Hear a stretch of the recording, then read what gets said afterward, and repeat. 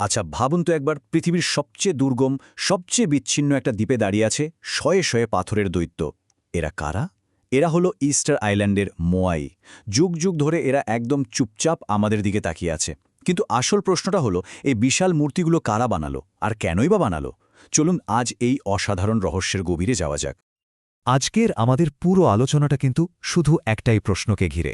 আমাদের সূত্র থেকে নেওয়া এই প্রশ্নটা হল, এই বিশাল মূর্তিগুলো কারা তৈরি করল এবং কেন করল?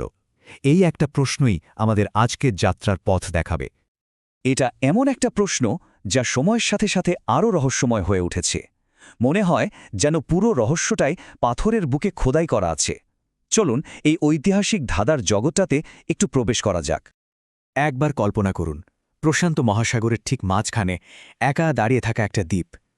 চারপাশে হাজার হাজার মাইল জুড়ে শুধু অথই জল। এই যে চরম একাকিত্ব, এটাই কিন্তু রহস্যটাকে আরও কয়েকগুণ বাড়িয়ে তুলেছে।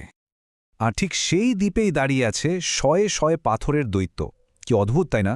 ওদের ওই নির্বাক চাহনি, মনে হয় যেন দ্বীপের সমস্ত প্রাচীন ইতিহাস ওরা পাহারা দিচ্ছে। ওদের এই নীরব উপস্থিতিটা পুরো পরিবেশটাকেই কেমন যেন একটা গম্ভীর আর শক্তিশালী করে তুলেছে। তো এখন আমরা আমাদের মূল প্রশ্নের প্রথম অংশটা নিয়ে ভাবব।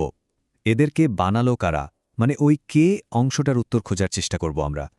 তাহলে কারা ছিল তারা? কোন মানুষেরা এই অবিশ্বাস্য, এই অকল্পনীয় পরিশ্রম করে এই বিশাল মূর্তিগুলো তৈরি করেছিল?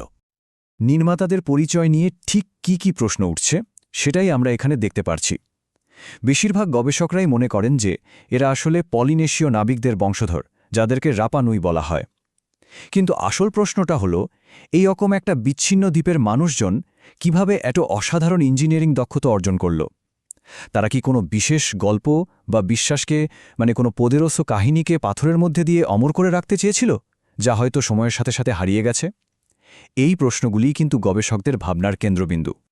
বেশ, নির্মাতাদের পরিচয় নিয়ে তো একটু ধারণা পাওয়া গেল, কিন্তু এবার আসা যাক আমাদের ধাঁধার দ্বিতীয় এবং হয়তো আরও বেশি আকর্ষণীয় অংশে। এই মূর্তিগুলো বানানোর পেছনের উদ্দেশ্যটা কী ছিল? মানে কেন এগুলো বানানো হলো? আর প্রশ্নটা তো উঠবেই, তাই না?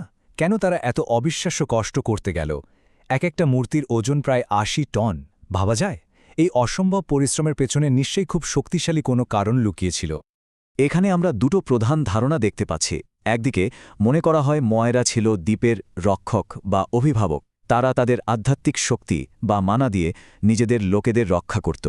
আর অন্যদিকে আরেকটা জনপ্রিয় ধারণা হল, এরা আসলে তাদের পূর্বপুরুষ বা দেবতাদের মূর্তি, যাদেরকে পূজা করা হতো। দুটোই খুব জোরালো সম্ভাবনা, কিন্তু কোনোটারই ১০০% প্রমাণ নেই। সবকিছুর শেষে আমরা একটা চিরস্থায়ী রহস্যের সামনে এসে দাঁড়াই।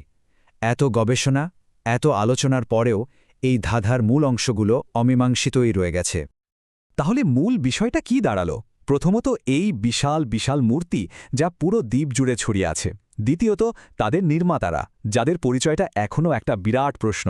আর তৃতীয়ত, তাদের উদ্দেশ্য, যা আজও আমাদের কাছে অজানা।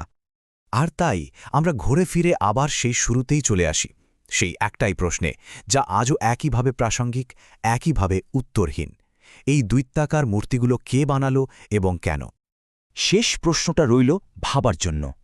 এই পাথরগুলো কি কোনোদিন তাদের গোপন কথা আমাদের বলবে, নাকি এই নীরব দৈত্যরা তাদের গল্প চিরকালের জন্য নিজেদের মধ্যেই লুকিয়ে রাখবে? ভাবনার বিষয়, তাই না?